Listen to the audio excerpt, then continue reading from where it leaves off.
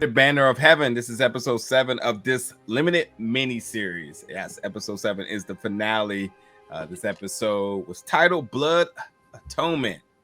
A word that I learned from this series. I learned that a word that in turn that was very heavily featured in this episode. But this finale was an hour and a half. It's been let me just not be short of words. This was an amazing finale. I was on the edge of my seat the entire time. It's a lot to talk about. We're probably going to do this a little bit different than how we usually do it because there's so much to unpack with this episode, but we'll get through it. But Kelsey and Terrell, how you doing today? Good. Yeah, doing good. Awesome. Well, let's kind of start it off this way. The series is over now. It's been a journey, 7 episodes, all an hour plus each. Starting off with you, Kelsey, this is your overall assessment of this series. I want to say eye-opening, coming from someone who grew up within the culture. I would say very eye-opening. I would really like to know someone's take on it being a current active Mormon now. Because I've heard a lot of talk, on the internet and things, and people don't really seem to like it. But if they're active Mormon, but I would really like to hear the perspectives on that, because I feel like it has been very eye opening even for me, and I haven't been active for a long time. It was very eye opening to see the things that they talk about, like the history they bring up. Things, I grew up in the church. I was active for over 20 years, and things that I never even knew myself, that they bring up. And I looked things up, and it was pretty accurate, a lot of the things they were talking about. So I would say very eye-opening, this whole series, this whole experience. So experience is a good word here. Terrell, what about yourself? One, my whole forecast into this episode was completely wrong. I don't know why I backtracked and hit a U-turn with my original hypothesis, and I'm now beating myself up about it. But overall, the series was a really great ride. The highs and lows and the twist in terms of kind of like the show making you doubt yourself on a lot of the who you thought it might have been.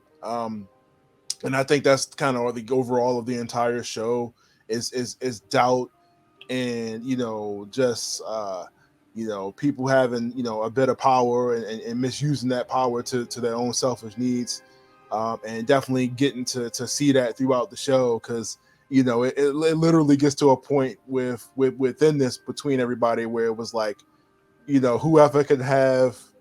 whoever has their revelation first is pretty much like the winner of this little contest they got going on. You know what I mean? Like, because somebody can literally outpray you at some point and be like, okay, now I'm the leader now.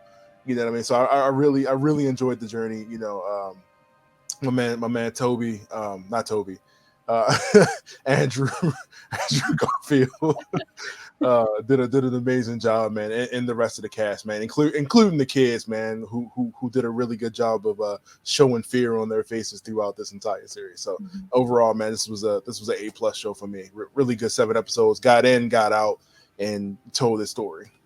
Yeah, I share a lot of the same sentiments as both of you two. As a person who drives down the Beltway here in the Washington, D.C. area and sees this big castle and calls it Disneyland every time, I am going to revoke that name, because Disneyland is the happiest place on earth.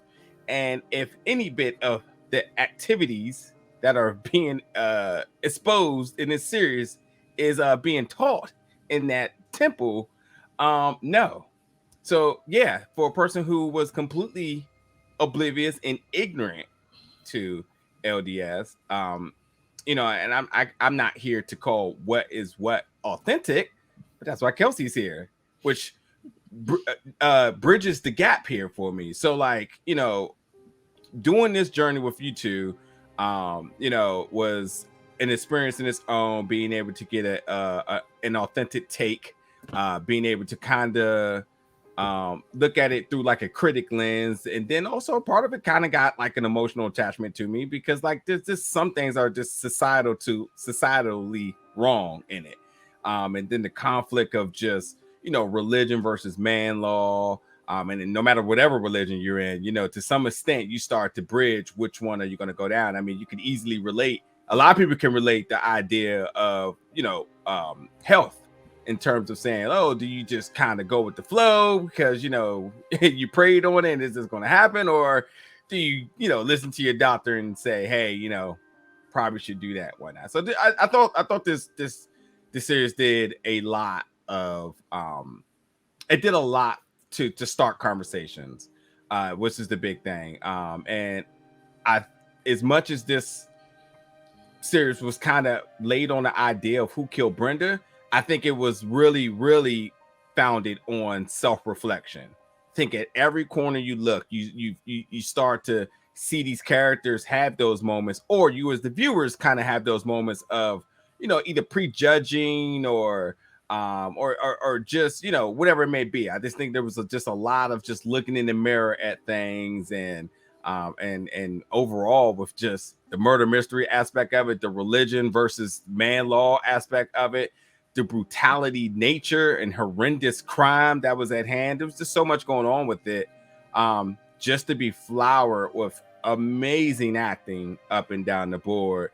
Sam, Daisy, Denise, who showed her ass off in this episode as Diana, man, amazing. And then obviously, our lead in Andrew Garfield, and then we also got forgot about Wyatt, and Billy, who played Alan, also well. But I also want to a shout out to Gil, who plays Bill, who also I think really came to shine in this episode as well too. So to me, there's a couple of things I just want to end off in saying is that I've seen series and movies who've had fantastic cast on paper, and you're just like, well, that's enough star power. I know it's going to be good. Mm-hmm. And one person either outshines the next person, or somebody's just the name on it and they don't really appear. I loved how even with Andrew being the lead, everybody came to shine. Everybody was top tier in this, and with the production, cinematography, everything, it just really came together really well. So hats off to FX and Hulu getting this done, and should I almost say having the balls to get this done, because when you start doing something and going down the journey, you will, you could face some type of backlash. You could, PR itself can just hurt. You do a good show and whatnot, but just somebody runs a narrative saying this and that, and then that's it. No one's investing in it. And I think, from what I've been seeing, a lot of people's been checking this out, and it's been really good. So yeah, for 7 episodes, I had a good time, and this was a fantastic finale. So, but yeah, folks in the comments, let us know your thoughts about this series, just your overall thoughts about the 7 episodes, and what's your take on it. But let's kind of get into it as we woo-saw a little bit, because it was a heavy one. So traditionally we kind of go down the events of the episode, but there's so much happening in this episode that I was getting so scrambled in my notes. I'll say, all right, well, we're not going to go that route no more. What I want to do is I want to kind of focus on characters and their and the events of that character in this episode in whatever order you want to go on. And I think the first person I want to start with is Prophet Onias, because I think last episode we pretty much could say oh, he's definitely in here, creating chaos. And to my surprise, he comes out and just listen, I'm here to tell it all. So here's everything that I know. Here's everything that's happening. So a little bit of an eye-opening, shocking sort of revelation between him and Bill in the beginning of this episode. But starting off with you, Kelsey, just your overall thought about Onias. No, it's Prophet Onias. Your thoughts about this character. I want to know who gave him that title. I assume it was himself. Self-proclaimed. Yeah, if anybody can just call himself a prophet, that's a little scary. But yeah, he's Prophet Onias. self-proclaimed. Let's see. Yeah, it was very unexpected for him to be like, hey, so I want to talk to Jeb, and Jeb shows up, and it was a little scary moment. Bill's there, and he spills a lot of stuff. He says a lot of things. I would not expect him to do that because he was like the puppet master, like we said in the last one.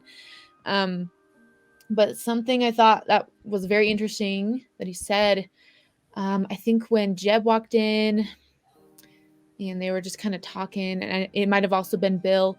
I don't remember exactly what they said, but Prophet Onias like responds and saying, what did he say? Like, you will not be a faithful shareholder of your salvation, that language. And that was, it made like the eternal salvation aspect sound like such a business opportunity. Like you have a share in this stock of eternal salvation.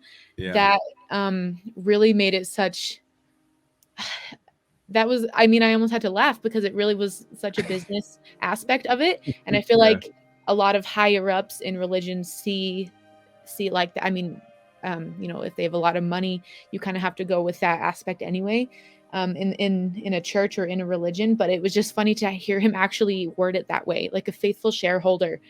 Like, you have to buy your way into heaven, pretty much. That is kind of what he's describing it as.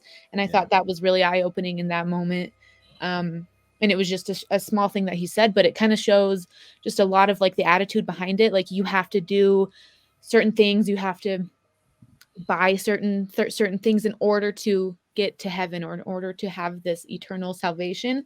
And it just kind of showed like the big, what is it, like the gravity of it all. Like, this isn't just something we're playing with. This is something we have sharehold in. Tori, you want to get in there? Mr. Onias, Prophet Onias. Get it right. And notice one of the things he says is that he was weak. He physically was weak, so he appointed. He was told to appoint somebody that was stronger than him, that had the will to do that what needed to be done. And I'm like, okay, just like everybody in a position of power, they appoint somebody so they can do the deeds, so they can sit back and do whatever. So like you said, puppet master, he's guiding Ron and Sam to the point where they are now. And he could just sit back and was like, hey, that wasn't me. You know what I mean? It was the will of God or whatever, himself. But he was the one that told Ron, like, I was told that you were the one, you were here to guide us, yada yada yada, knowing at his lowest point, what he was going to get to. And as you can see in this episode, Ron took it all the way. You know what I mean? He came low and he went low. You know what I mean? He didn't even try to come back up. No, he went all the way with it. So, he took advantage of that situation and got what he wanted. And, at the end of the day, he went and snitched to the cops. You know what I mean? And told them everything that they needed to know. You know what I mean? Like, so I just thought that was interesting. Like, I also think, how many other people has he appointed to this seat of power that we don't see, outside of Ron and Dan? Because obviously, since he's a prophet, he's well known. You know what I mean? So he's had to appoint other people in this position. But I mean, we're focusing on Ron and Sam, but it just has me thinking, like, who else has he done this to? You know what I mean? Yeah. Or got to that point where told that they were, the chosen one. You know what I mean? So which they repeatedly say the chosen one that he's appointed. Yeah. Surprised I didn't bring up the whole idea when he started to then question the brothers in terms of the level of hierarchy. Once they started to bring in this whole thing that Heavenly Father wanted them to go down to Vegas and make some money here. It's like, yeah, Heavenly Father said go down there and bet on some of those horse races real quick. And when it was questioned, Prophet Onias was basically like, oh, I bet you didn't know, but things didn't go exactly how you thought it was going to play out, huh? Yeah, there seems to be a little bit of questioning amongst you brothers here. So and when I kind of look at it from the outside now, he did definitely give himself like an insurance policy, like halfway in, halfway out. The moment he saw smoke, he was like, I'm out of here. And that's sort of what that appointment was, because I think everybody around the room could tell that Sam was just, I'm saying Sam, Ron. I didn't know I was going to keep doing that. Dan was going to, was puppet mastering Ron the entire time. And it was just only a matter of time before he's going to pull the rug from under him, which he did in this episode of after he got everything he wanted. You know, he said, I wanted you to lead. And then in this episode, he's all like, well, I wanted you to lead until, Heavenly Father wanted you to lead until this point. Now I take over. Brother. Yeah, you know, so, you know, it was just, you know, Prophet Onias, I think, was an interesting character where, like, you thought that he was just one of the boys that were just going to be dumb and out here doing whatever, but now he had a plan. He had a contingency plan the entire time where he's just like, yep. And that's why he made that call and said, and here is my alibi and testimony to everything, whatever it may be. I'm just not in this. This is what they did. This is where they went, and things were checking out. So I think had that horse race gone through, it wouldn't have been a question. It would be like, oh, we won this money because it was the prophet's way, or, you know, whatever. I think had it gone the opposite way, you know, he lost some money. You know what I mean? He makes it clear that, hey, we had our money in this. You know what I mean? And, you know, your brother questioned your authority, and now I can't trust you. So it was like you said, now I got to come up with a contingency. I'm out. You know so I thought that was interesting. Like, had they won that money, he probably would have, you know, stuck with the team. Yeah. Also, to your point too, don't forget he said that he wasn't the only God worshiping person up where he was at. So to your point of wondering how many other folks may he have been either appointing or in the midst with, just gassing them up. But Bill, man, just was not having it this episode. he just got to his boiling point. And it's funny because we should talk about Bill now, because like we never suspected Bill was just going to get fed up. Like, he at some point just became, I think, a lot of the audience commentary. Like he was our vessel through this show, because we were just kind of like, yeah, he's just kind of here. Then he's just kind of like, you know, I'm gonna do my job and I'm not getting into that. You know, out of sight, out of mind. You know, just keep that over there. And then at some point, he was just like, all right, listen, if I gotta hear this one more time, like if I gotta hear some BS, like I'm about to just start speaking back and say what I want to say. But let's talk about Bill. First of all, and I think beyond this episode, let's just look at Bill in the entire season. Kelsey, your overall thought about a character who was always on the outside, but being a conscience to Jeb this entire time. I think that's a good perspective to look at it in. To see him as like Jeb's conscience, because he was in a way leading Jeb through his like faith crisis without really knowing it. He was just you know, living his life and living the things that he believes and thinks, and he just happened to be with Jeb the whole time, but it was very impactful to Jeb and the whole thing in general.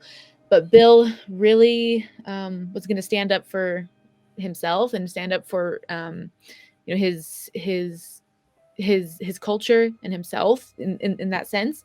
I like how you put it, that like he was really fed up because obviously he said before, like he knows I guess how Mormons kind of rule Utah in that sense, and that he kind of sticks out in the area in you know, more ways than one.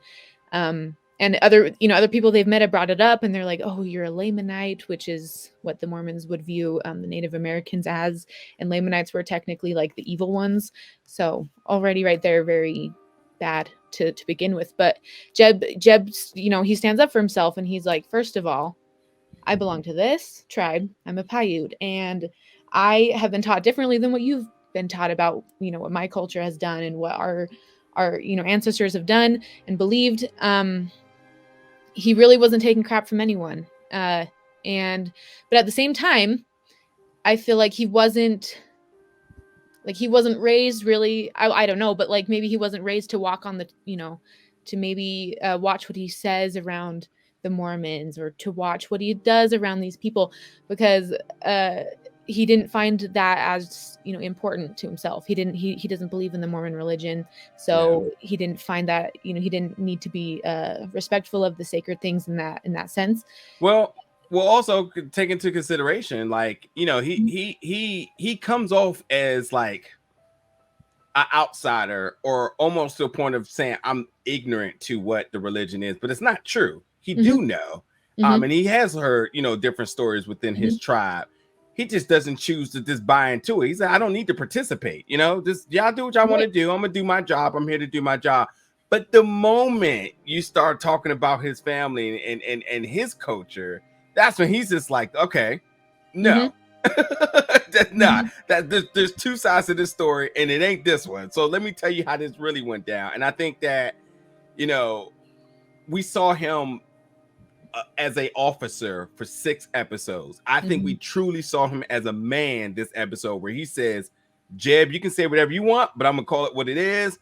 Prophet Onias, you got something to say? I'll unleash it to you too. And like, everybody can get it from him at this point. He just wasn't having it, and doing it in such a chill, calm, collective way. Just always chill. I don't think he was even angry this entire time. So, but go finish up, Kelsey. Yeah, that was a good point to bring up. I think it was really important for like Prophet Onias and anyone else he was talking to that was like typically Mormon, to hear a different perspective on history that they've been told their whole life. Because you hear the same story through, you know, hundreds of different mouths, and it always ends the same, and they're like, this is how it was, blah blah blah, and he's like, I heard it differently. And I feel like it's very important to hear the different perspective on that, and to maybe think, that is not what I was taught my whole life. So Bill played a very large role in just overall maybe questioning or deconstructing from like strong held beliefs. I think Bill was like a very strong person, physically, mentally, in the whole series, in his job, in his, you know, just in like his humanhood, personhood. A very strong character to have.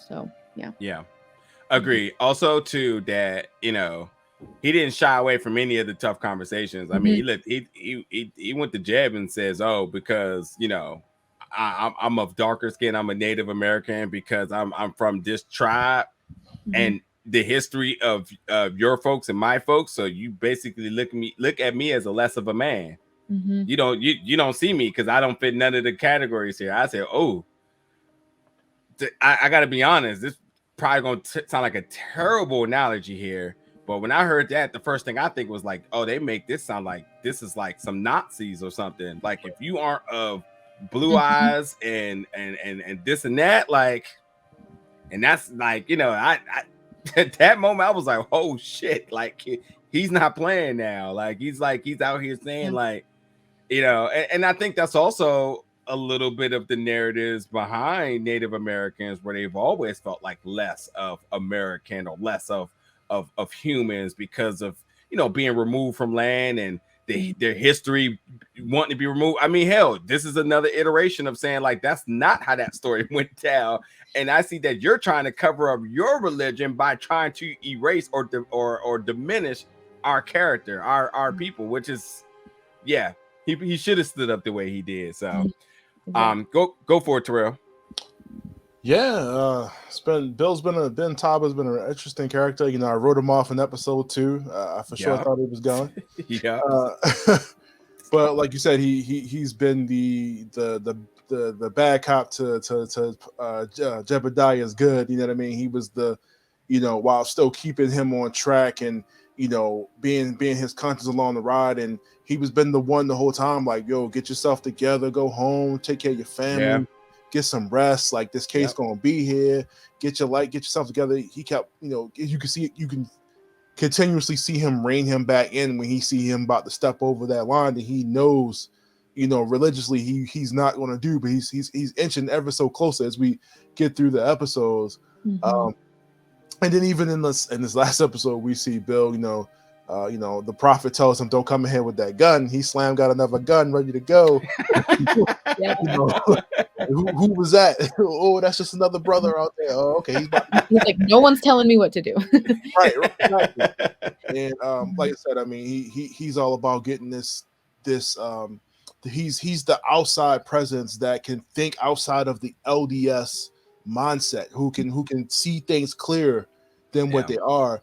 But it gets to a point where he does need to think like an LDS person. That's where Jeb comes into play, and he's like, "Look, this is we're getting this far because of your instinct on that." You know what I mean? So, like I said, so many scenes where even the conversation with the mother, he's like, Jeb tells him to step in and do your thing, and he's talking to her like, "Hey, look, you about to go to jail. What's up?" You know what I mean? I don't care about your son. Your son's going to jail too. So, like I said, I really appreciate his character. Like Kelsey said, he's very strong-minded, and he says what he wants to say. He don't care. Really questions me how he got this job in the first place, why he took the job, and I don't know if I missed that conversation, but like I said, I mean, it's definitely been a good contrast character to Brother Pyre. They picked the perfect person to fit him within this case, because had it been anybody else, if they would have picked anybody else on the force to help him with any other detective, I don't think the show would have been as good. If it was just Jeb on his own, I'm like, he probably would have crossed that line episode 2 or 3. You know what I mean? Yeah. So overall, the actor did an amazing job, man. I kept thinking he was going to get killed every episode, but he did a good job. I really loved the character. 7 episodes, and like I said, he sold it all the way to the end. They probably stopped and went and got some McDonald's. just thinking about the episode where he offered him some fries, and he kept being the temptation to him offering him candy and like soda in this one, right. Want some of this caffeine, brother? So it was hilarious. Yeah. Let's go to Alan. I'll start off with this one. Alan, who was our prime suspect in the beginning, the youngest of the brothers. The one that well, I'm not gonna say, I can't speak for everybody. You all can speak about it. There was obviously a lot of suspicion on him. I don't think I instantly thought he was the one that did it, but I also was very unsure about his allegiance to his family, his brothers, and the religion over his wife and child. So he's been the bigged wild card in this entire series. And the one thing I gotta say, and I could be a little bit out of line on this, but I said he's the youngest brother. He still has a lot of maturing to do. He's definitely just here to get yanked by whatever string somebody's going to pull. Any one of his brothers, his parents, somebody's going to manipulate him that he's going to sweep his wife murder under the rug and just continue life, because that just seems to be the narrative here. And also, it was also brought up here. To my surprise, he stands up for himself. He stands up for his wife and his daughter, and that was the bishop of the church or something. And there's high risk there, because we already talked about being excommunicated, and that was a fear at a point, but he didn't care.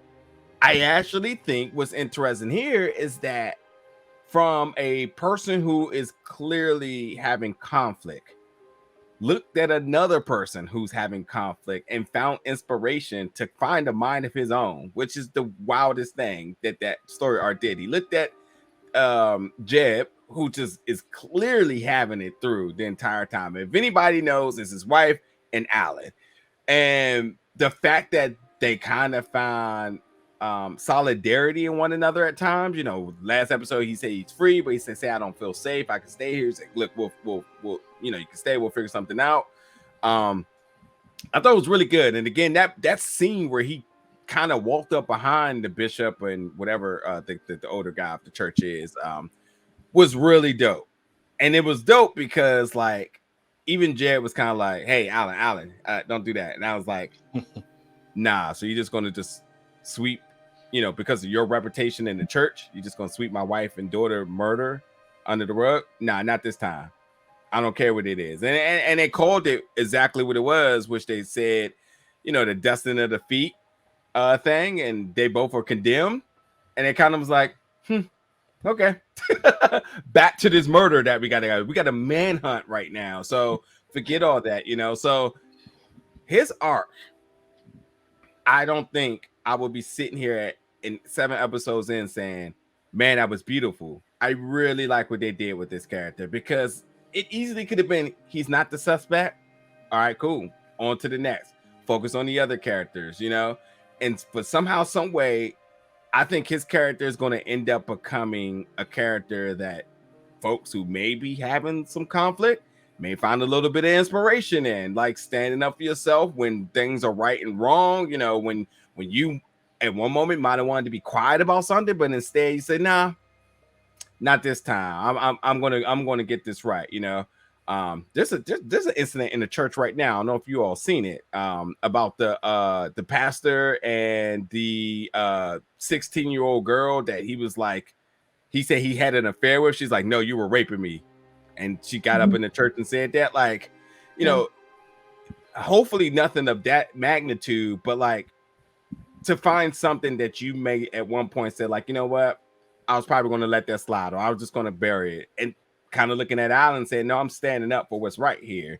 And it very, I think for him is going to be a very life-changing thing, you know. And I know, you know, these characters are, they're based on characters, based on people, and there may be, you know, some fluff for television purposes, but for the character itself, I think that, you know, when you look down the line for him losing everything, his family, his brothers, even his mother, you can even say he didn't have a place to go. In the church now, where do you go? Just to find out that Brenda dad came and picked him up, and he does have hope. Brenda dad, the one that clearly wasn't fond of him at first, but when he found out that he stood up for his daughter, it was a no-brainer. Yeah, I'm coming to get him right now. Like that's that, you know, he's family now. So it's a beautiful thing, because where did you place him after this?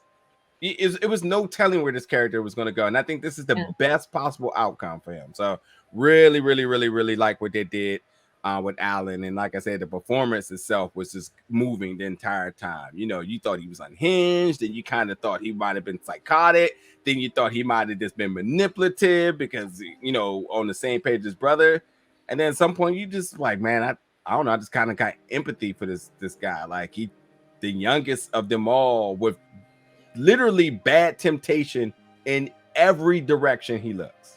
And shall I add, he also kind of was able to reconcile with Brenda before she passed. I mean, you know, they had the little flirty moment of saying like, hey, you know, we're gonna go watch fireworks or something like that. So, you know, and considering that she thought he was in cahoots with her with the brothers still, like he was able to still weave out of that and still be able to like I said, reconcile with her. So like, so really, really, really interesting and well done story arc for Alan, which like I said, sitting here and looking yourself in the mirror thinking like, oh yeah, I definitely was thinking he was just not a good person, and here we are.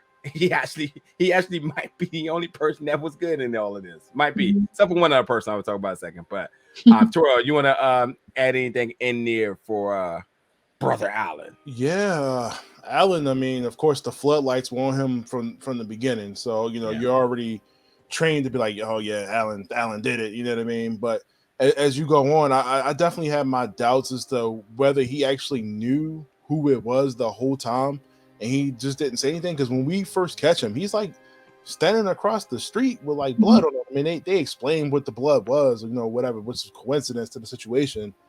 But you know, he was like, you know, it was bearded men, and that was all he had. It was LDS bearded men, and we go off that for a while. So you know, from that moment, I thought that he knew the whole time. And it is good to see that he, like you said, he did reconcile with his wife after, you know, starting to fall into his brother's footsteps, and you know, started hitting her and everything else. And you know, that whole thing, you know, her dad had to come and get her. And you know, I would think that relationship would have been severed after that. You know, you hit somebody kid, you know, that's it. Like that's, you know, ain't messing with you no more. But you know, like you said, to see him still have, you know, somebody, because he's at this point he's lost his entire family, entire world. What does he literally has nothing now or anything? So Everything's gone. the road to recovery on that, I can't even imagine. Like, you know what I mean? Like, you know, something happened to your wife and child, and you just got nothing, and then the rest of your family either, you know, dying or going to jail at this point.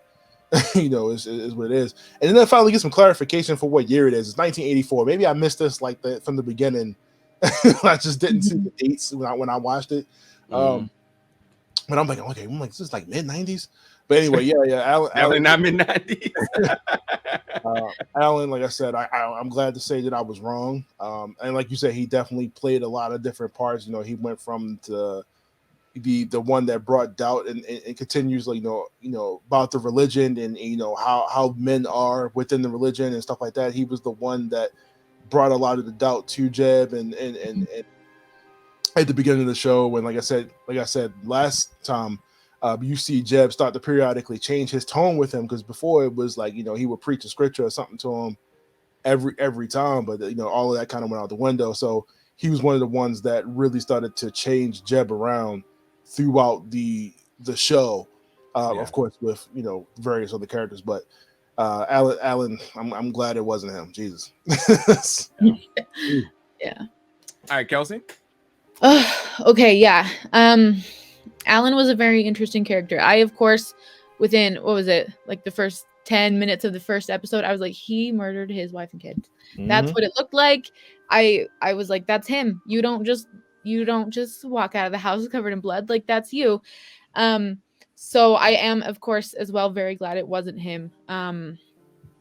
But something was very interesting about Alan that I feel like is very relevant to speak of. So something I think that might happen a lot with people within what do you call it, like a high demand religion, where you either find out new information about something, or you are going to like dive deep into the like origins or history of it. You either become more radicalized into the religion, or you leave it. I feel like it's either or. I've heard so many stories of people say, you know, I wanted to know the full truth of my religion, the things I believe in. I needed to, you know, look into all the history and memorize it and learn it and know of God's plan. And then they look into all the history and they're like, uh-oh, this is not what I like. This is very wrong. These things are deal breakers. Yeah, and then leave. But then other people, and I feel like we kind of see that, and I don't want to say, if you look into the history, you become radicalized just like Dan and Ron. That's not what I mean. But I feel like a lot of people, it can either strengthen their current belief and make it so they don't ever question their religion, maybe for the rest of their life or for a long time, or they decide that a lot of these things are deal breakers for them and they are no longer going to associate with that. And I feel like we see that in Alan, because we see how he started to go down the path of radicalization. He started to be with his brothers. He started to follow their teachings. You know, he was in conflict with Brenda, because he's like, Brenda, you're supposed to obey my every last, you know, wish from you. And she's like, that's a bit much. Like, she was giving slight pushback and he was getting mad. And then we see, you know, where he sees that could be problematic or dangerous and violent for many reasons. And he starts to, what is that? Like, no longer claim those things. But then again, it is still part of like who he is and his identity. So it's hard to separate himself from that. But another thing that we see with Alan is he knows what he's talking about. He quotes scripture, I think, the most out of any character in the whole series. Good point. Yeah, he's quoting the scripture. He's you know, reciting things prophets have said. He and yet he's seen as like the apostate, whereas he knows the things he's saying. He knows it to like his core. He's studied these things and he knows even better sometimes than like Jeb at the beginning, or some of the other people who are active. And I think that is a really interesting thing, because a lot of people that leave Mormonism or a high demand religion know a lot about the religion that they grew up in and why they chose to leave. Like, they are sometimes regarded as lazy learners. And one of the higher ups in the Mormon church called like ex-Mormons or people who leave a lazy learner, because they're like, oh, they don't really know. If they really knew, they would still belong into the church. It's like they know these things, and that's why they left, because they found it problematic. They found it unethical. They found it untrustworthy, and they found it to be a deal breaker. All of these things, the racist past, there's a whole long list of the horrible things that a lot of churches kind of have come from. And for some people, they will know about these things and it won't be a deal breaker for them. That's, the only thing. Some people hear about these things and learn these things and say, that's a deal breaker for me. I cannot belong to this anymore. And I feel like Alan really is a beacon of what that looks like in a person. And I feel like Jeb is going along those lines as well. The relationship between Jeb and Alan, it just strengthens, of course, as we see. And Jeb takes a lot from Alan's experiences and the things he says to kind of realize that things are deal breakers, and he can let them be deal breakers. He doesn't just have to hide his doubts his whole life. Alan was, I feel like I could relate to him on a lot of things because he knows what he's talking about. He's not a lazy learner. He's not someone to just disregard. Like he should be taken seriously. And he's important in what he has to say. So to something else you just brought up really quickly, because you brought up about like the racist past and whatnot, and this show has done a really good job of showing how history repeats itself, and sort of like the duality between history and current day practices and teachings, where we wanted to be. And like you said, when the bishop came into the holding cell, or whatever you want, interrogation or whatever, he mentioned like, hey, we've been in the news. We just had to deal with the NAACP, and being able to let Black people, colored folks, into the church and whatnot, etc. And I was like, yeah, okay. So definitely. So one, I said definitely 80s at this point, like 100%. If you didn't know, it's definitely 80s at this point. But then the next thing is just like, oh, well, remember when they started to talk about the history again? They were talking about that that massacre of the wagon train, and they had the whole issue with that, and then came the suppressing of polygamy. And it's like, yo, because we can't let everybody know what happened, so let's like get rid of that as well. Like, let's get rid of that as well, because we also don't want that to be an issue as well too. So like, we'll just like dig a little hole for that, so everybody actually knew like none of this ever happened, and we'll just keep kind of going forward. And again, it's just the same thing, suppressing of bad press and PR for them, and they're just like, yeah, we're going to make sure we do it by any means necessary, which also is like a very manipulative tactic, because with people in different places and different power, you got folks like Jeb, where you're just like, so you're gonna bury that testimony or what's good, because it helps us. And yeah, of course, if you approach somebody with the whole, well, Heavenly Father told me, and this and that, so you probably need to do this and that, and like, there seems to be so many consequences for having a mind of your own. Everybody needs to tell you what to do, and if you don't listen, then you're probably going to, have some type of bad karma or whatever it is. Bad karma is probably like the least of things we worry about, but like bad fortune and whatnot. So, but yeah, it's just interesting how like the history just continues to just continue to come back and resurface in the same negative light. Like at a point, I almost wanted to say, can somebody tell me something good about the church? Like something? Because like, and I know that's like bad, because I mean like that means that this series is driving a negative narrative that everybody's like, oh, it's not that at all. It's nothing like that. But yeah, comments for another day. Next character I kind of want to go. Actually, I've been picking. So how about Kelsey? Before that, because this is really short. Now making his third appearance in this series is Jacob, who I was wondering, when is he going to show face, and what is going to be his involvement of suspicion, speculation, and so on. But I knew it, and I called it from the beginning. I said, I bet you him and Brenda has a bond, and she's the only one who sees the light in him. And like he seems estranged, and obviously there could be a level of mental health challenges with him and whatnot. And also it's just a lot of like, I don't think his brothers just valued him, so he always was just kind of like, it almost seems like the black sheep of the family. Like, you know, anytime he wanted to get involved, they were just like, nah. They didn't have him involved in anything, like at all. And his whole sole purpose was that he had the journal. He got the journal from Sam, and it was who journal was it? Was it Sam's? I mean, was it Dan's? Yeah. I think it was Dan's journal. Yeah, Dan's journal. Yep. So he comes in the police station. What were y'all thinking?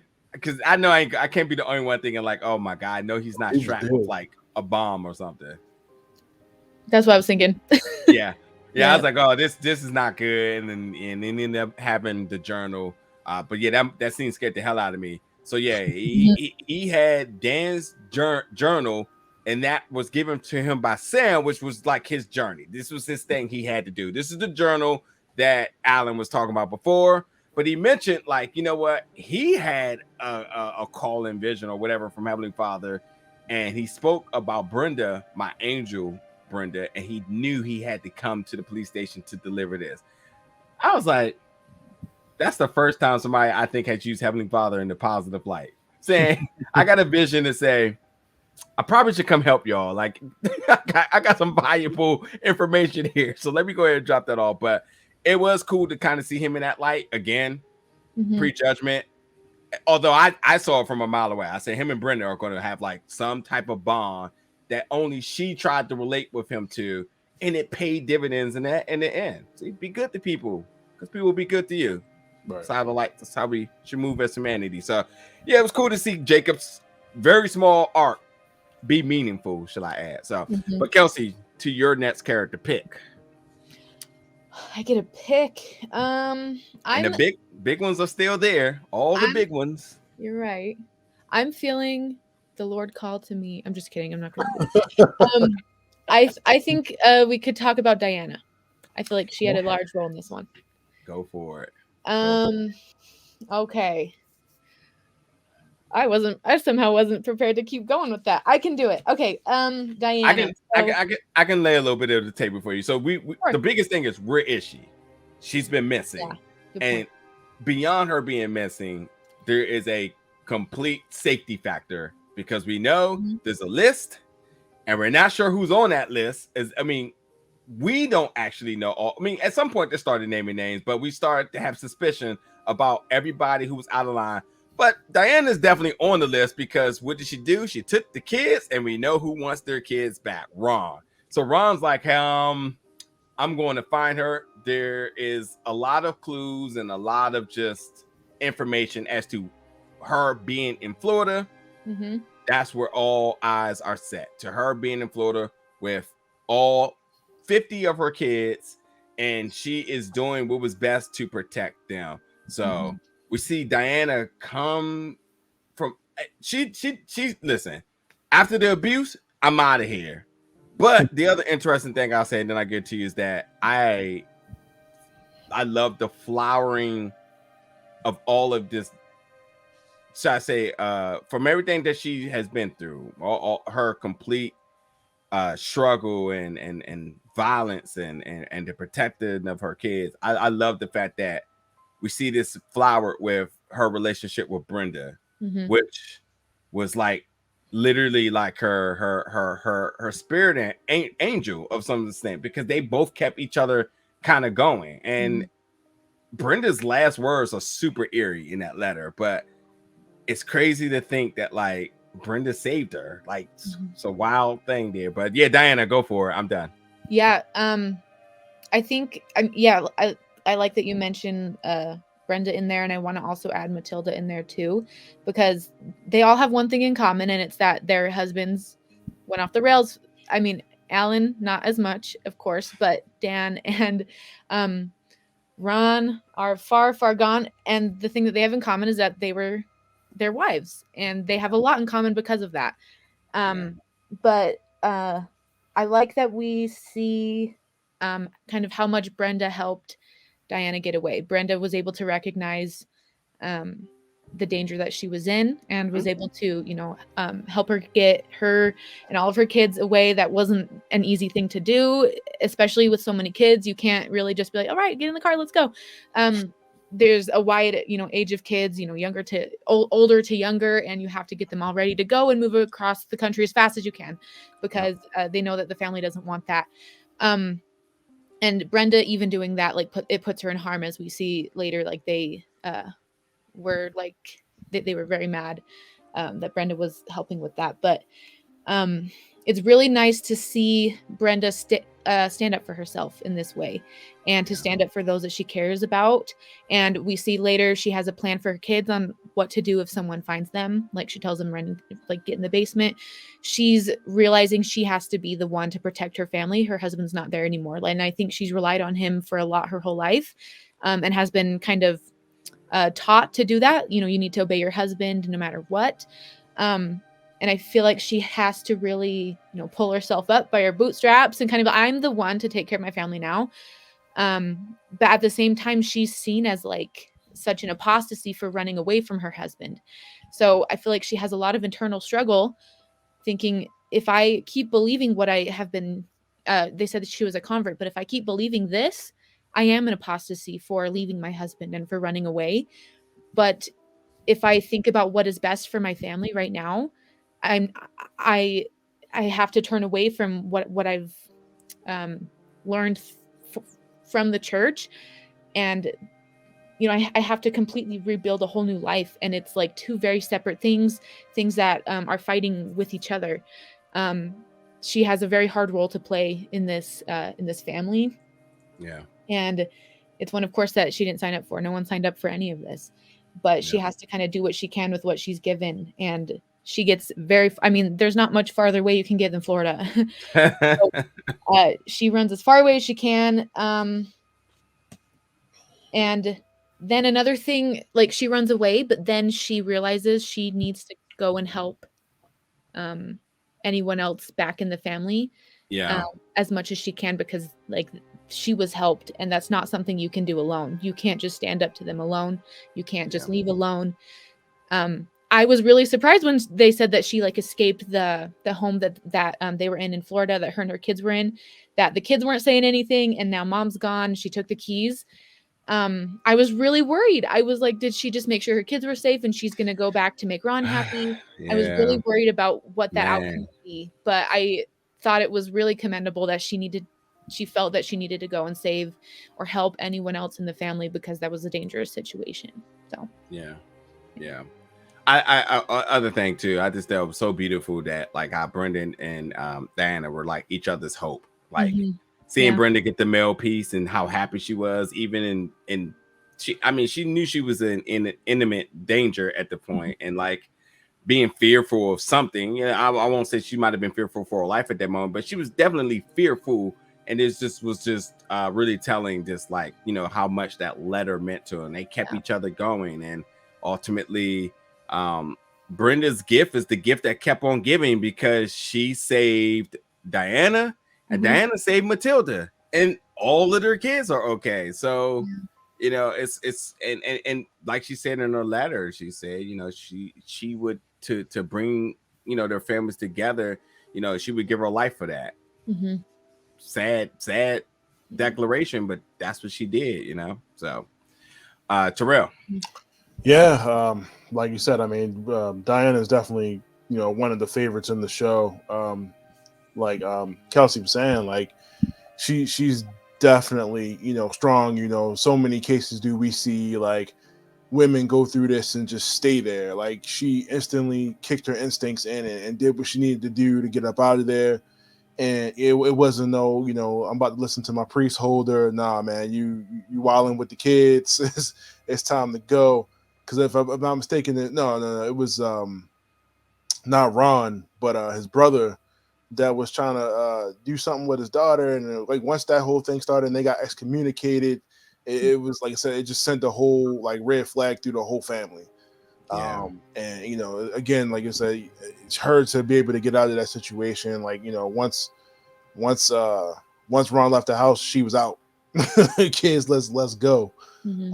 And like I said, I am glad to see that she had a pretty happy happy ending to this. Like I said, because they kept alluding to something possibly happening to her, and I'm glad that it didn't, because it would have sucked. But like I said, I'm glad she got out of there. And she didn't have, I'm not gonna say she had a lot of scenes in the show, but I think all of the scenes that she did have were very, very impactful to the overall ending. Yep, they definitely made the character matter. That's for sure. Oh yeah. I think this episode was just a very emotional conclusion. You know, once they were able to find her safe, but when she found out the news about Brenda, she broke down. I was like hurt. I was just like, man, I couldn't even imagine. She was fearful 1 second, and next moment she's like, okay, we're good. And then that's when like, hey, we got some terrible news for you. You know what I mean? So, yeah. All right, Kelsey or Terrell, I'll let you pick this time. Who's next on the list? I'm gonna go ahead and hit Brother Pyre. Yeah. Short for me is just like, we know his whole story arc has been his conflict between the law of man, the church, him balancing out his job, religion, his family. And I think the overall biggest thing was him being able to detach from his job to return home to being a family man. Right. And that was just this constant struggle. He was dedicated into doing his job. He was good at it. He went through the journey. He put his image on the line for the sake of doing for Brenda and her daughter. So he always had his family in mind. He always stayed on track. He never let any of the church aspects become a factor into him not being able to do what he needed to do. So he's dedicated. But was his ears open the entire time? No. I mean, that's why, Bill was important, because he was the consciousness for him and was able to kind of translate things to him that he may not be wanting to receive because of his conflict between the church and, the way of the world, as Bill was saying, fact versus religion here. Like, are you going to use any bit of common sense? So like, I liked how his character was sort of exposed in this episode as not being as totally sharp as I may have been giving him credit the last 6 episodes, where he's just like, oh, he knows what he's doing. He's on it. But yeah, he is using his instincts in order to solve this case. But at some point, you have to use the facts that are right here in your face, sir. And that's what he was avoiding, but Bill had his back. So, amazing performance by Andrew. The character itself was very vital to the success of this series. I also really appreciated him and Rebecca. No matter what happened between the two of them, they always made sure that their family was good. When they may have struggles, when they may have those cold nights in bed together, they found inspiration into saying, like, we got to do what's best for the kids. They had the christening or baptism delayed. And that was a big thing to her. She even, I don't know you want to say it this way, but she even kind of ratted him out in this episode. And that's like a big thing, because, that can actually be kind of detrimental to the household. But even with all of that, they stuck together. And and I also just like the emotional face value that Jeb gave us throughout this entire journey. Really, if you may not be is formally educated in LDS or have a Kelsey on your team, then you kind of can read through his face the importance of certain things being said and done. So, even when they started talking about the blood atonement, and it was just like, listen, we cannot let him bleed, because he's going to take this as a badge of honor. And to me, I'm like, that sounds really silly, just like he said to the cop. But then you're like, yeah, you're right. That's the last thing you want to do, is give him any bit of gratification from all of this. And like being able to see like his urgency in his face and stuff like that. The character Jeb was just really good. The show absolutely worked really well through him, and amazing casting here. Yeah. All right, you go ahead, Kelsey, now. Ooh, okay. I think I didn't realize exactly the time span between Brenda's death and to now. in the series. I think he said something like 4 days ago when they found Brenda. I was thinking it had been weeks. Right. So for all of this to happen within 4 weeks, especially to Jeb, we see him as like the most faithful Mormon man, to almost, you know, having his faith shattered on the ground in front of him pretty much in 4 days. That is a huge psychological issue. And I know you've mentioned that before, like we need to discuss, you know, the psychology within Jeb. I feel like my kind of questioning and like faith crisis happened over a few years. So to see his go within days was mind-blowing for me. And to see, but then again, his situation is not a common one. I would hope that is not a common situation that people find themselves in, having to deal so closely with murder and things like that. But I think there was a part where he was with Bill, another moment where Bill kind of calls him out on something, but I was thinking like, okay, he's completely, you know, turned away from being a Mormon. Okay, that's who he is now. Yeah. And they were in the car and he said something, I don't remember exactly what it was. And Bill was like, hold up, like that is not right for you to say something like that. Yeah. And it just kind of showed that you can't easily just get rid of these beliefs that you were kind of raised in your whole life. Yeah. Even if you know, disagree and decide, I don't believe that anymore, you were raised with them. You were raised from a very young age. You know, you start going to nursery by the time you can walk, and like you are hearing these things, you are taught these things from such a young age. It is very hard to just forget it and to move on. And so he kind of stumbles, but he doesn't even know he's stumbling. He's just blah blah, I'm just talking. And you know, hearing that outside perspective again that Bill has, to kind of call him out on it, and he can be like, oh boy, whoa, you're right.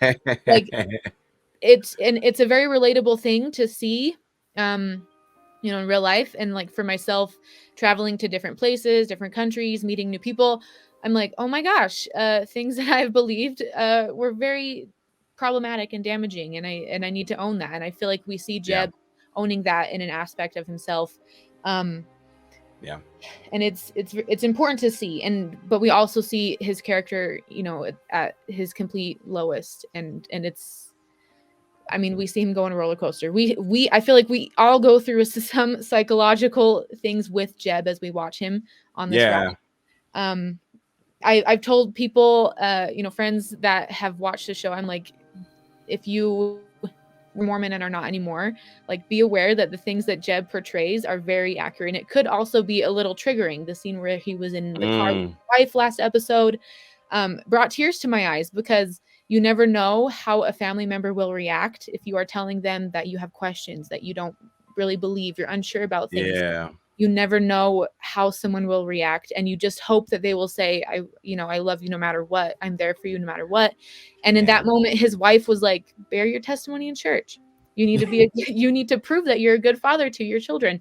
And that was very hard for him, I imagine, to hear, because he's not getting what he needs in that moment. Yeah. He's getting like you need to become more Mormon, instead of, okay, you're having questions about these things. Jeb has a very, I mean, of course, again, he wasn't signed up for any of this. He didn't say, okay, you know, when my kid's around 8 years old, I'm going to be the detective on this murder, and it's going to make me question everything I've ever known. He didn't go into it with that. And no one does. No one thinks, okay, you know, this year I'm going to learn some things about this church and it's going to shatter everything, and I'll prepare for that. You can't prepare for things like that. And Jeb didn't prepare for that. And we kind of see the roller coaster that it takes him on within such a short amount of time. I guess that's what I have to say. Yeah, no, for sure. One thing I wanted to add, then Terrell, you can go get in there.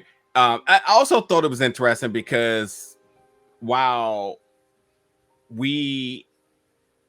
I'll speak for myself, while I assumed that he was making all of the best choices in every outcome, I thought it was interesting in the scene with him and Bill, where Bill was like, according to your God, who dies next?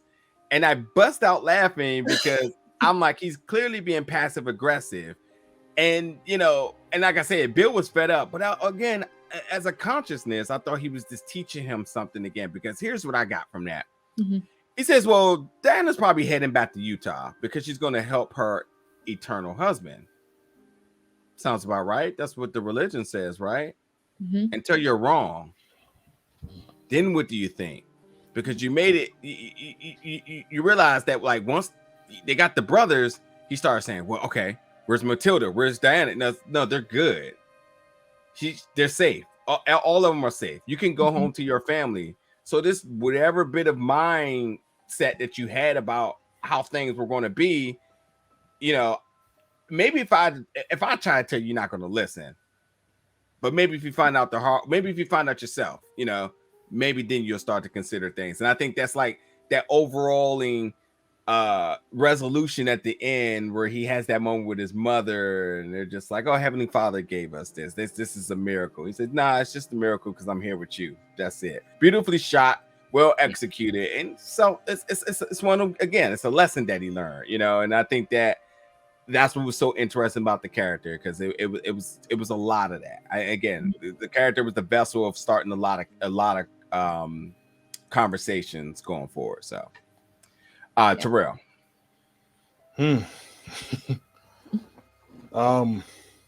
Yeah, you know, Jeb, you know, has been the conversation of a lot of the show, and I think a lot of people's like issue with the controversy, because they want to pretend like, you know, Mormon people never have any doubt whatsoever about the religion. They can't ask questions about A, B, or C. You know what I mean? And if you start doing that, you become a problem. And like you said, I mean, I thought this was weeks too, because like you said, the timeline is weird, because of course we're seeing days pass and stuff like that. And you know, him coming home, going to sleep, stuff like that. But as we go through the show, you know, like originally, you know, episode 2 or whatever, when I set the whole, you know, religious meter thing, and you know, just seeing it take so many dips, and then, you know, and seeing it kind of reevaluated through certain moments, and just the scenes with Jeb and his wife, and I feel like she was the one, as he was falling off, she was the one that was trying to hold on to it, like really, really, really tough, like, you know, pushing the whole thing with the baptism of the daughters, and just every other aspect of it, where she could see him kind of wavering, you know, within you know what was going on, and was trying to push him to come back. And she even makes like the threat, like, look, you know, I'm gonna do what I gotta do, you know, whether it be you or whatever. I was like, oh, okay, that's what we're doing. So he's like, look, I gotta work. You know, this is what it is. You know, and you can see he's trying to keep pushing the situation off until he feels comfortable again to, you know, admit to herself, like, you know, I don't think I really want our girls to get into this. Like, this is like a really dangerous, you know, religion to get into. Not dangerous, but, you know, I want them to kind of make that choice of their own free will, because you see when they're in the office and I want to say the priest, so I can't remember the bishop.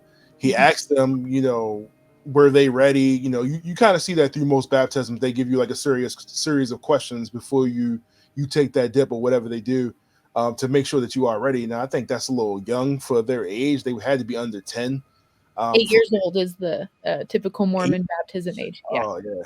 Yeah, you see in that scene, he's kind of hoping they kind of say otherwise, like, yeah, they're not ready.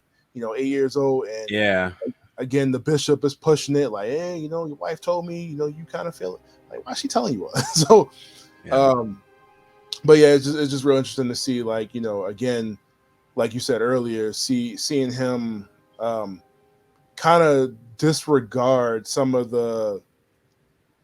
his instincts, like his teachings, like, and try to kind of separate himself as a cop and, you know, a Mormon brother. And I feel like that kind of at first it's hindering him, because that's all he can see it from one sided perspective. Like, nah, this could never happen. They would never do this. To, no, they would definitely do that. Like, I can't believe I'm seeing this. You know what I'm saying? Like, to, like, you know, Bill having to bring him back in check and be like, look, you need to bring back that other side that you had a couple of days ago. Yeah. And that's what's going to help us, you know, that kind of crazy whatever is going to help us find find our guy or help us solve this case. To him talking about he had this dream, and he saw whatever, and it led them back to where they was going to go. Because had he not kind of zoned in on the spot, they would have been all the way out in Florida chasing the ghost. They would have missed who they were supposed to get.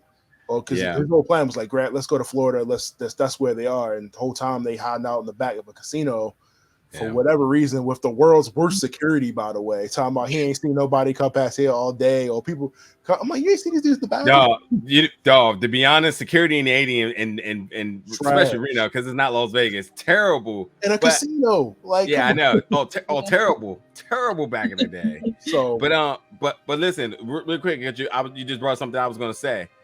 Let's also forget, like, that brings Bill back to his like stomping grounds. Essentially, he felt most comfortable there. Right. So, like, it did kind of throw a little offset to their normal dynamic, because now you got him more assertive. Like, no, these are my lands now. Like, this is how we do things here, But even with that, he still had the wherewithal of saying, like, I still need your mindset on this. We your input, the way how you see things is overly valuable to what we do. So. Right. Like I said, and you see kind of Jeb's story coming together at the end, where he comes home and his family's still there. I don't know if that was his house or because she said she was going to her parents' house or something like that. Yeah, and, his wife's still holding it down, like she's still sticking with him. He kind of without being cheesy, kind of brings him back into the light. But I don't think he's as what's the word I want to use? Not gullible, but can't think of it. What I want to say, he's a little bit more open, way more open now to certain possibilities than he was before, without completely closing the door. You know what I mean? So I think that's going to help him do his job 10,000 times better, because he has a different perspective of the situation. But like I said, still coming home and realizing that just because this group of people decided to take this religion and take it far left doesn't mean there's not still good in what we do. You know what I mean? Like, there's still a family aspect to this. There's still a lot of things that you don't want to just forsaken just because they committed murder and this, that, and the third. So like I said, his wife really still trying to rein him back into, there's a lot more than what you're getting on the job, clearly separating the two. Yeah. And there's a lot of good aspects, like seeing your daughter, go through this process, yada, yada, yada.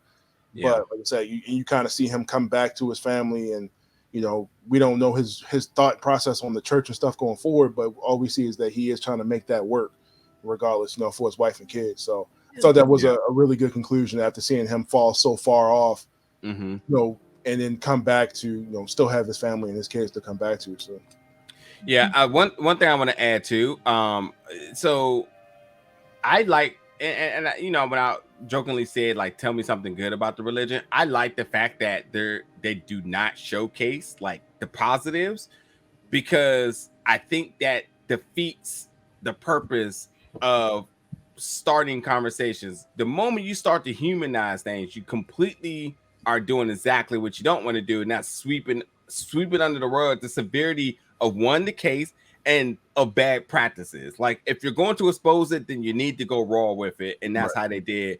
The moment you start to say, like, yeah, that stuff's really bad, but here's some good things too, like that's counterproductive. So and that's it made me think about that when you brought that up, because like that's what this series is. The series is basically, like he said, it was a moment of saying, like, this is all perfect. I can work, I can practice my religion, my life is good, my family's good, and then you get faced with something in life, and that thing that you're faced with is probably the most life-changing thing ever. Let's call it what it is. This is a man who has 2 girls, saw another little girl that was like his daughter's age murdered.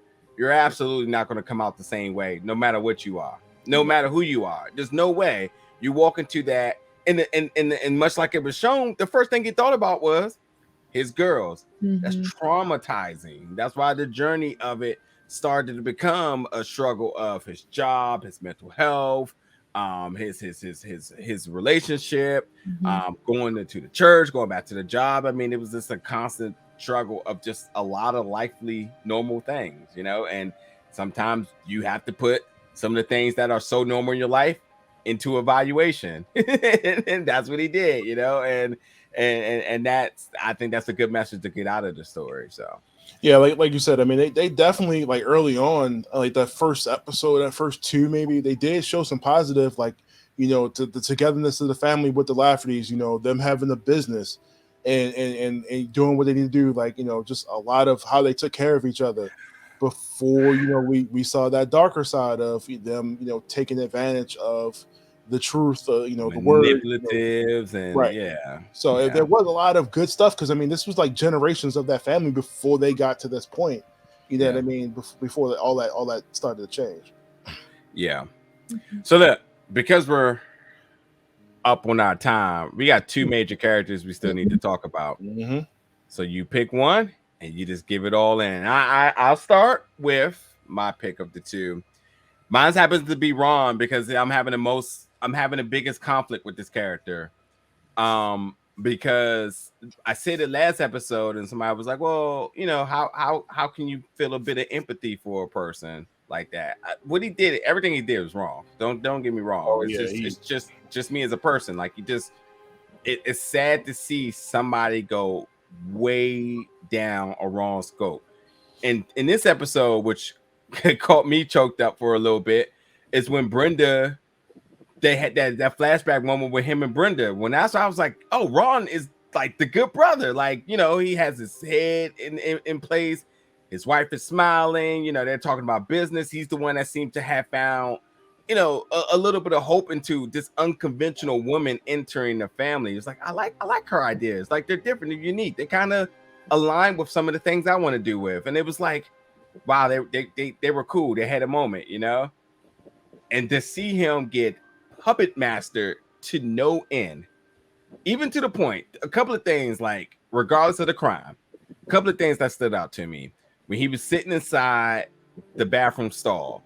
It doesn't matter what he said there, but you have to think that anybody that's sitting in the stall like that is literally 1,000 things on their mind right now. And you can see him kind of just sitting there evaluating things like, yo, what is happening? And even a moment where he was just like, hey, when his brother was just like, so yeah, this is the end of the road for you. I'm taking over as the one, and he's kind of like, what?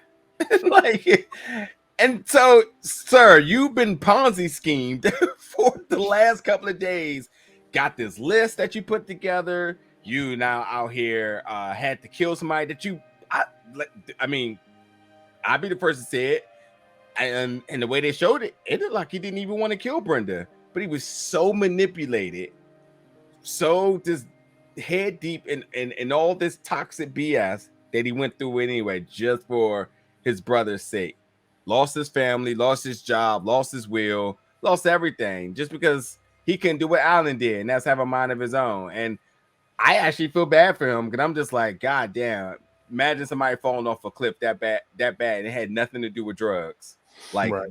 My man just literally just was just done, like bad. So I don't know, but on the other end, because I'm not about to sit here and just praise him up, the dude is just psychotic, has this moment when it's him versus his brother, because there only could be one. So, like, what, battle to the death here? Obviously a piece of shit, abused his wife, ran his kids and wife off, and when he had moments he could have made change and made a difference, he didn't. He just kept going down and down and down the rabbit hole, and then he started to truly embrace, really start to drink the Kool-Aid, because once he had that moment when he was just like, well, I just got a message. There can only be one. So sorry. Yeah. Sorry, buddy. You're. I'm gonna have to, get rid of my brother here. What can you say, man? The dude is just. He's right where he belongs. Terrible. It's terrible. But God, what a just a pathetic way to see a person like just completely self-destruct in the web of lies and abuse and manipulation, all because he think he's doing the Lord's work. Oh boy. He tried to kill Dan, crazy. And not only did he listen, you know what's funny? Not only did he try to kill Dan, he gave Dan exactly what he wanted. Because now Dan got to shed some blood, and now he gets to go out boastfully, like, "Yep, I did the Lord's work. Thank you very much for that." And that's it. He boosted his brother's ego out while he walks out with his head down, like, "Oh, now what? What are we gonna do now?" So, Yeah, ooh, pity. I just thought that was interesting too, like that whole scene where this guy's so crazy, like, but he still has like he still adheres to certain like religious rules on how he wants to kill his brother. You know what I mean? Like, nah, you're not bleeding because I'm not gonna give you the satisfaction. You know, I'm gonna straight choke you out with my belt. I'm like, all right. And to a certain extent, like his brother's not even really resisting. Like he's like, oh, you got the message. I guess I gotta I gotta do what you said. But I mean, he does try to resist it. You see, he tries to like break his nose or bust his nose so that the blood does come open. So he does get his position. Like after all you guys did, you still do believe that you still have a place in heaven somewhere. Like you really do believe that you got your spot is reserved. There's no way. That's like that type of crazy. Like, you know what I mean? Like whatever they were reading, I hope it got burned. It's tossed away. Like nobody else ever reads this magic black book that they put their eyes on. But all the conditions for both of them were set for them to go down this path. Losing family, losing money, losing your peers, stuff like that. Being excommunicado. All that stuff led them even further down the path or into that bathroom stall, if you would say. So, I'm like, well, what did you do with the money? That's what I want to know. It's Nevada. You know what they did with it. It was a wild scene. It was tense, man. Like the music, just like once Dan and Ron looked at each other, I'm like, oh, that's it. So to finally find out that it was them the whole time, and that whole scene was really hard to watch. I'm like, man, we're gonna cut it off right here, right? Now they gonna keep showing it. Okay. So that was tough, man. Because like I said, for the whole time, the whole 7 episodes, we never saw how Brenda got down. But to see that happen to 2 people that she thought she trusted, and thought she was going to get help from one of those people that she thought she had, a friend in or some type of relationship with, and get betrayed like that is crazy. I don't know if she's ever trust Dan. I mean, she was very fearful of Dan, but she definitely was like, Ron, what are you doing? Like your brother, wild, bro. Yeah. Yeah. You up, Kelsey? Yeah, I think I just have one real quick thing to say about Ron. And how he gets his revelation. He gets like one of the biggest revelations he could receive, telling him that he, what he needs to do in order to become the one, because there can't be 2, there has to be one, and what exactly he needs to do. That is probably one of the biggest things, one of the biggest revelations. And he got it on the toilet.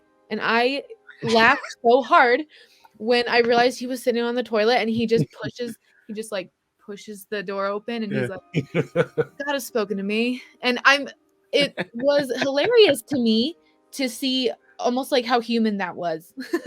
Because I feel like if God were to really speak to you, it wouldn't be while you were on the toilet, Yeah. And it really, I mean, he was in a deep moment of meditation, whatever it was, and then decided he needed to kill his brother. And I just thought it was hilarious to see that deeply human moment of being on the toilet and him being like, yeah, my brother's got to go. Yeah. It was hilarious to me to receive such a big revelation like that in such a weirdly human way. Very laughable. Yeah. I guess we should mention, Dan doing the cut slashing gesture at the on the camera. I'm sure that footage is somewhere online. I would love to see that because they clearly put that in there. But if that's got some villain stuff to do, like, yeah, please come find me. Catch me. He's like, catch me if you can. Right, you say so. It said like so. Also, I mean, like, they said this was part of the sacred oath, so only he would know Jeb. So he said, no, this is a message for me, and I was like, dude, this is literally the most villainous shit I've ever seen. He's just like, yeah, we just won. We just prayed. Yeah. So Ooh, it's scary. I wanted to mention another thing about Dan really quick. I mean, he's very hypocritical, and I feel like we see that a lot in this moment, because when he was telling Matilda in the car a couple episodes ago, he's like, in order to be, you know, fully celestial and have full eternal salvation, we have to have plural wives. Like, I'm gonna have to get another wife, might be your daughter, but that's up to God to decide. And like, his wife's like, what? And like, is questioning, and he freaks out, and that's, you know, he runs through the streets, and it was a very weird moment. He freaks out that she questioned him, but then when Ron is like, I have been revealed on the toilet that you know, I need to kill you and then become the only one. And then Dan is like, maybe we should think about this. Maybe we should think about it. Like, maybe we should pray about this. And he gets down and prays. And I see that as so hypocritical, because he only wanted to question it when it would directly affect him. Whereas a lot of, you know, if you are seen as an apostasy when you question things in the church, but things that could directly affect you. But if you're not, like they mentioned, you know, a white man in power, you're not going to be taken seriously, unfortunately. Like, it's very sad when there can be things that say, you know, this is now law, God has said this needs to happen, blah blah blah, but people can say, hey, wait, that literally affects me. They'll be like, oh no, that's okay, God told me. But like, to see Dan only take it seriously when it would affect him, Puppet master. Mad. Yeah, it made me mad, because it's selfish, and he only realized that he maybe needed to question it when his brother's saying he need to kill him. Like, no other time would he ever question anything. So yeah. All right, well, folks, any other closing comments, factors, questions, or anything? I do have a quick question for you, Kelsey. There was something mentioned about having to keep every bit of letters or anything written from your kids as being part of like the word.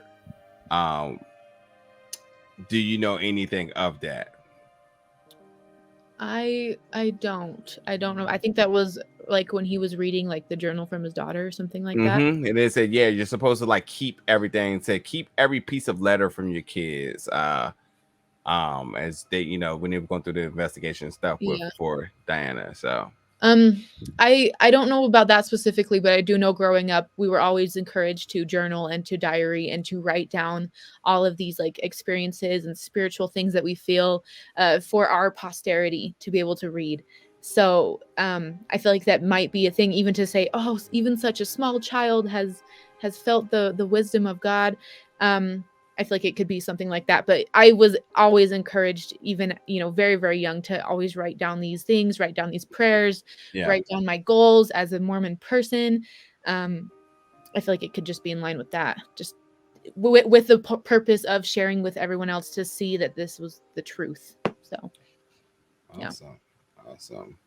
Yeah. Anybody, any other comments or questions? No, I mean, I just think overall, man, the show was a great experience, a great perspective into a religion I knew little to nothing about, and you know, not fact checked or anything like that, but I do feel like they did it respectfully. I don't think anybody should be offended by this piece of, you know, fiction, and you know, hopefully this does, you know, open the eyes for a lot of people to, you know, you don't have to just blindly trust everything. You know what I mean? It's okay, based on true events, inspired by true events. So you say so. Right.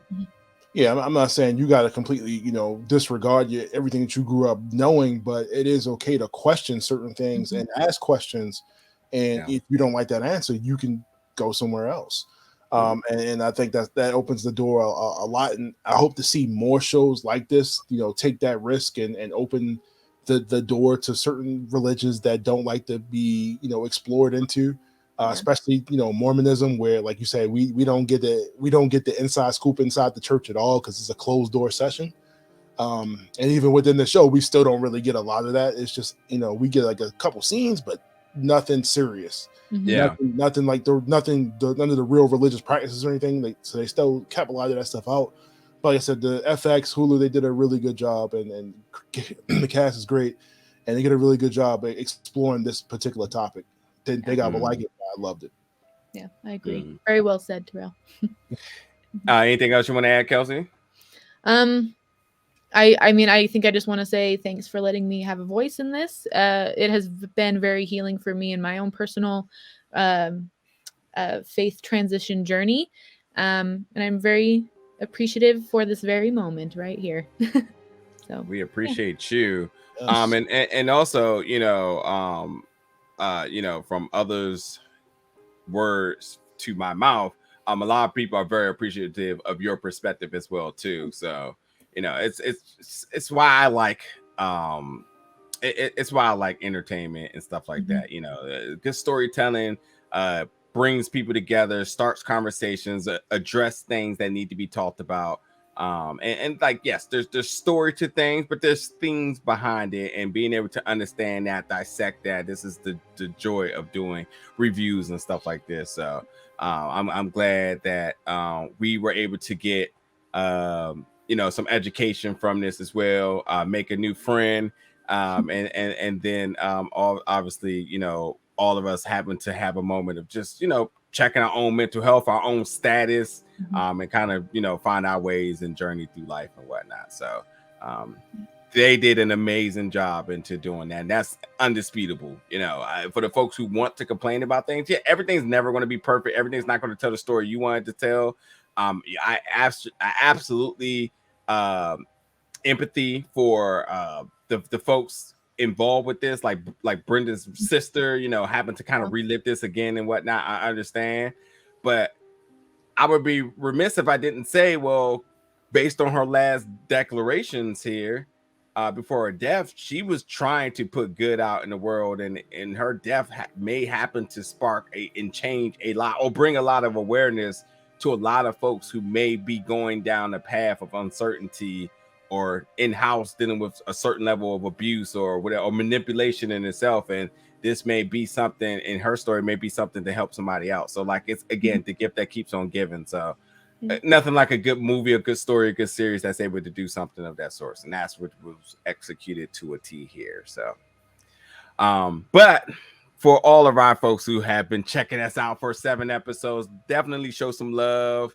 Your comments, your thoughts, your experiences, if you want to share, you know, if you're comfortable with that, let us know in the comments below, and keep a lookout, because you'll see us around for more reviews and so on, reviews, discussions, recaps, all that other good stuff real soon, because that's what we do. So we hope you enjoyed this, and we'll see y'all back very soon. Y'all be safe and much love.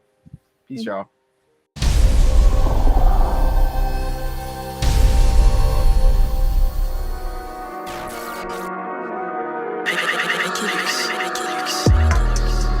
Big old bell.